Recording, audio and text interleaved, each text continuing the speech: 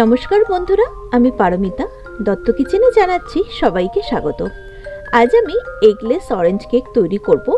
এই কেকটিতে আমি কোনো রকমের আর্টিফিশিয়াল কালার বা ফ্লেভার ইউজ করিনি, শুধুমাত্র অরেঞ্জ দিয়েই তৈরি করেছি। আর এই কেকটি যেমন খেতে সফট হয় তেমনি কিন্তু টেস্টিও হয়। কেকটি তৈরি করার জন্য প্রথমেই নিয়ে নিচ্ছি চায়ের কাপ দিয়ে মেপে 2 কাপ ময়দা। এবার এই ময়দার মধ্যে দিয়ে দিচ্ছি 1 টিস্পুন বেকিং পাউডার আর 1/2 টিস্পুন বেকিং সোডা। এবার এই সমস্ত কিছুকে আমি একটু চেলে নিচ্ছি।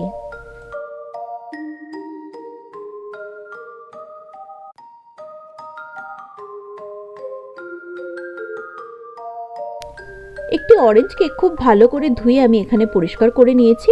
এবার গ্রেটারের সাহায্যে অরেঞ্জের খোসার ওপরের অংশটা আমি একটু গ্রেট করে নেব। গ্রেট করার সময় খেয়াল রাখতে হবে খোসার ভেতরের সাদা অংশটা যেন গ্রেট না হয়ে যায়, ভেতরের সাদা অংশটা কিন্তু তেতো হয়। এখানে 1 টিস্পুন অরেঞ্জ জেস্ট আছে। একটি ছুরি দিয়ে আমি অরেঞ্জটাকে কেটে দুভাগ করে নিলাম আর একটি বাটির উপর ছাঁকনি বসিয়ে তার মধ্যে আমি অরেঞ্জের জুসটা বার করে নিচ্ছি। আমি এখানে 2টি অরেঞ্জের জুস বানিয়ে নিয়েছি, প্রায় আমার 1/2 কাপ মতন অরেঞ্জ জুস হয়েছে।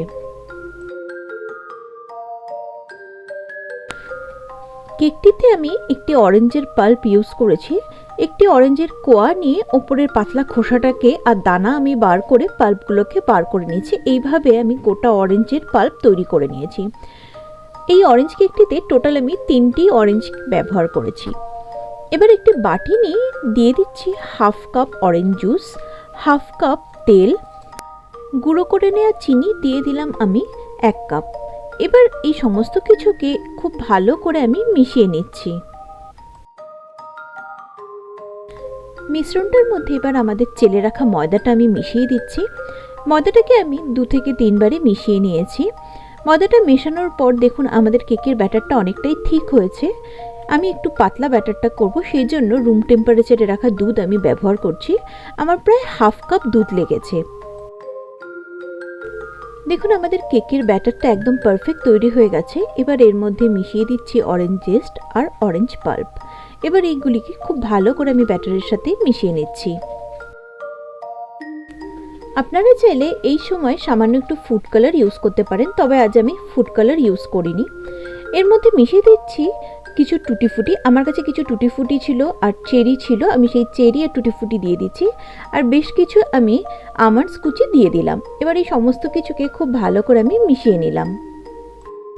যে পাত্রটায় কেক বানাবো সেই পাত্রটার মাপের কাগজ কেটে আমি অয়েল ব্রাশ করে নিয়েছি। এবার এর মধ্যে আমাদের কেকের ব্যাটারটাকে আমি ঢেলে দিচ্ছি। ব্যাটারটা দেওয়ার পর পাত্রটাকে 2 থেকে 3 বার আমি ট্যাপ করে নেব, তাহলে ভেতরের এয়ারটা বেরিয়ে যাবে। সামান্য একটু আমন্ডস, চেরি আর টুটি ফুটি দিয়ে কেকের ওপরটা আমি একটু গার্নিশ করে দিলাম।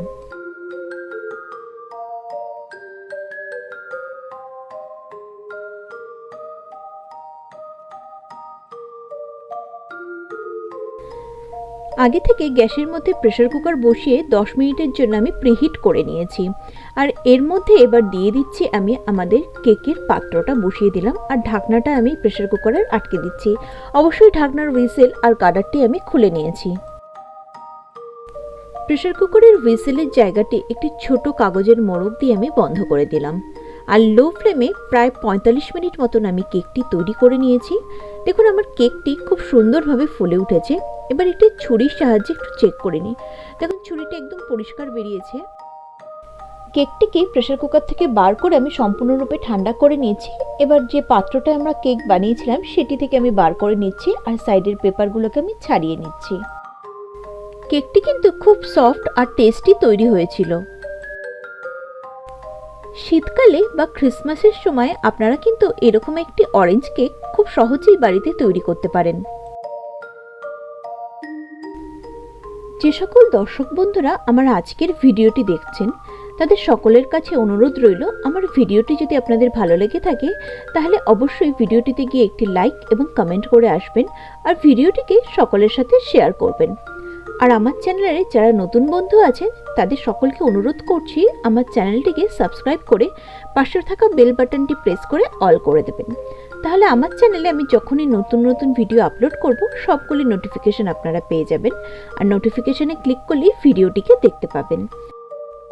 সবাই খুব ভালো থাকবেন, সুস্থ থাকবেন।